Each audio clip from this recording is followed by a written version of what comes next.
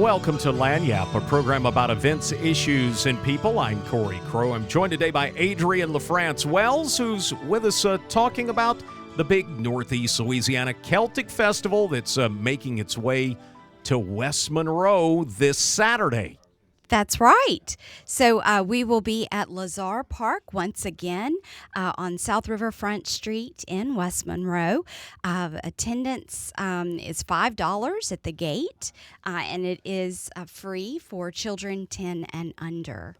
The event is something that's been running a long time. I remember I was at the first one. I was the sound guy at the first Celtic Festival. I can't remember if that was at the zoo in Monroe or where we did that, but I remember being there. That was about 20 years ago, thanks to the Jeter family and the Enoch's crew, and they still support the festival. In fact, they're doing a kickoff at Enoch's that Friday night, this Friday night.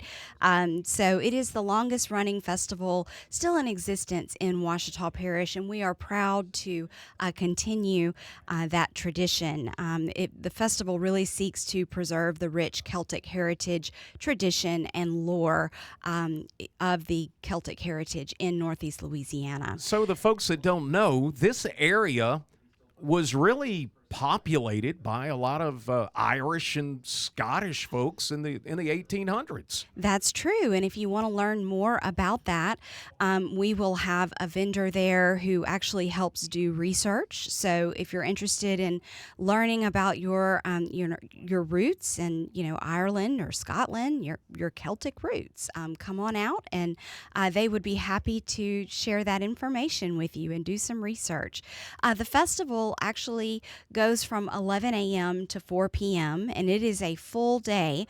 We have live music, of course, Irish music. We have the Irish group Wished coming in from Baton Rouge, as well as Beth Patterson. Crowd favorite. Yes, always a crowd favorite. And, members of Wished, and some people might know some of those members from previous bands, Avoca as well as Keljan, that had played the festival in the past. They were recently heard on the award-winning movie Sinners that you can now see on HBO. So, when you listen to the penny whistle in that movie, that's Pete Dawson. That's cool. Some of the members from Wished. And Beth Patterson was also, I believe her voice was in that as well. We also have Irish band Crescent and Clover. And then, of course, it wouldn't be Celtic Fest without the bagpipes, Red River Pipes and Drums. We also have the Thistle Dancers and Pipers. So a full schedule. And then we have the Highland Games coming back to us, and that is presented by Century Next Bank. We work with Backyard Rebellion out of Alabama, and pro athletes come over from all over the country to participate in the games. I tried explaining this to some ULM students yesterday, and they were like, what do they do? And I was like, well, first you wear a kilt. And the guy was like, that guy's wearing a dress. I'm like, it's not a dress, it's a kilt. Don't get us in trouble. And he was like, why is he throwing a telephone pole? And he was like, what's the point of this game? Throwing a telephone pole is very fun. That's the caber toss. We also have 5 other disciplines: weights for distance, weights for height, heavy hammer, the stone put, and the sheaf toss. So there's a number of disciplines and ways to get involved. We do have pro athletes, and we have the option for amateurs. Anyone can get up and try their hand at the Highland Games, and it is $30 to register. You can go to backyardrebellion.com to find out all the information on that, and that includes a mini coaching session with your registration. So it's a lot of fun. We have an Olympic athlete who's going to be on site competing with us this year, Nick Ponzio. We have information about him on our Facebook page, Northeast Louisiana Celtic Festival, and all of the information is available on our Facebook page. We also have the Melanie Massey Children's Glen. We have a number of things happening. We'll have a youth Highland Games option in the Children's Glen. We have the Highland cows, always a crowd favorite.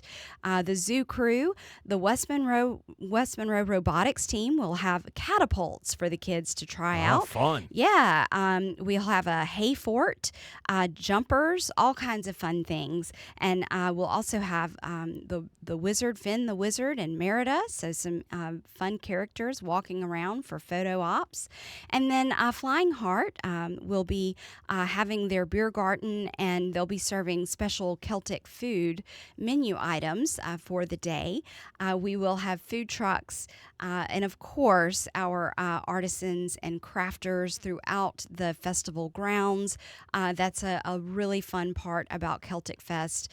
We have local artisans. We have, people who come in who have the Celtic-themed merchandise as well, and then demonstrations that happen throughout the day, all through the grounds. The event is being held at a great place, Lazarre Park on the Ouachita River. Yes. And you got plenty of room for all of the cool stuff that's going on. That's right. So Lazarre is surrounded by the river, and it is a beautiful setting for the festival.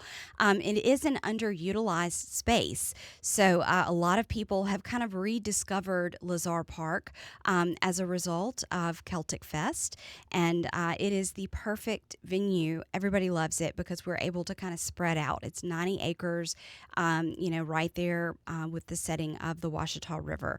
And, attendees dress up. That's another part of Celtic Fest that's a lot of fun. People, dress up in costume or even in their family tartan.